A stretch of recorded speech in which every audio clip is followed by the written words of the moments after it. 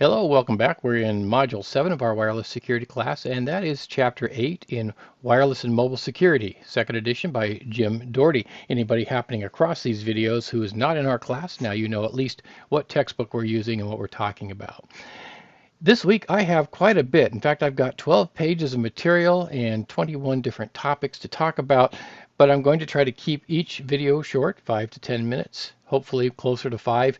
And I do have a lot in these that are not in the book, that I should say they are not explained well in some cases, or not explained thoroughly, and in other cases just some additions or clarifications that you will not find just reading the book. So I hope you will go through these videos.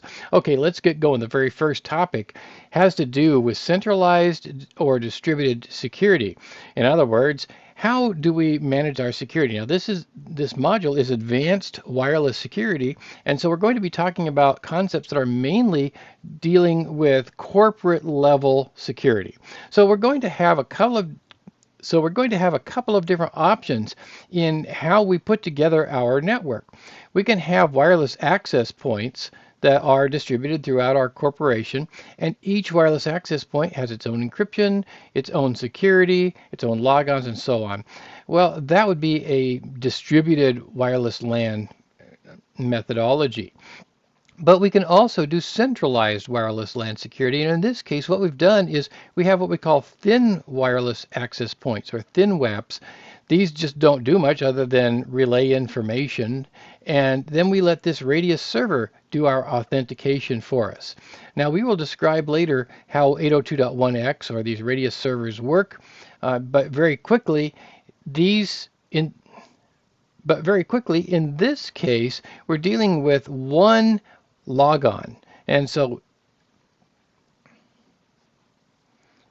but just very quickly, in this case, we would have to either have just one logon, one sign-on for all of our wireless access points, or we would have to individually create logons for each of these wireless access points, which probably wouldn't work very well because as people are roaming, then they would have to log on as they pass from one to the other.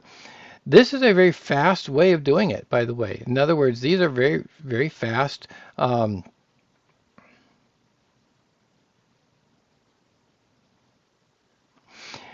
The alternative is to have various logons for individual users. So in this case, we're going to just take this thin wireless access point. All it's going to do is relay information, and when somebody wants to log on, then we go through a process which we will describe later in much more detail that sends the logon access request to this radius server. It does the authentication and then sends back to the devices yes or no, that person is allowed access. So that's a more centralized security. But notice this point here. This first one, the distributed one, provides customizable security at each point. That is to say, I can change how the security works at each point. But it allows for inconsistency and mistakes in configuration. If I'm doing multiple points, I can easily make a mistake when I configure one of these. This, however, has less chance of inconsistent configuration, but less customizability at individual access points. So I can't customize my security as easily with this methodology. All right, let's take a look here at something that the book does not cover, but it does mention simplicity as being one of the reasons that you might want to use centralized security.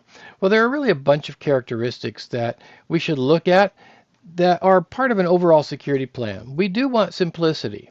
We also want layering, as we've talked about before in the castle and moat model, for example. You want to secure things at various levels. The data level, the software level, the computer level, the network level, the perimeter network, and then the physical perimeter levels. So these are like layers of an onion, right? Somebody has to get past the physical perimeter levels, the network perimeter, and then into the network, and then into the computer, then into the software, into the data in order to access the data. So there are lots of points here for securing the data. So layering is a primary way of dealing with an overall security plan. Another is diversity. The idea is if at each of those layers you have different products, different methods, then the attacker has different challenges. In other words, let's say you have one type of firewall, one brand of firewall at the outer layers of your network, and then another brand of firewall at inner layers of the network. Well, now the attacker has to figure out how to get past both, and just knowing one doesn't do it for him. Redundancy, so we want similar security. Each layer of this layering model that we just laid out here. We want some consistency. So in other words, we want a centralized security policy that we consult at each security device in each layer. And then we want some scalability. We want the ability, and then we want some scalability. We want the ability to grow, change, and adapt configurations as needed. So these are characteristics, and you can easily pick out some of them that apply to this that we were just talking about. Certainly, this level, in other words, the centralized level, provides better simplicity. It does not provide better diversity. It does provide consistency, and it does provide scalability. So you can pick out, whenever you make a choice or a decision, how it affects these various characteristics of an overall security plan. Okay, we'll cut this off here, and we'll pick up number 3 here in the next video.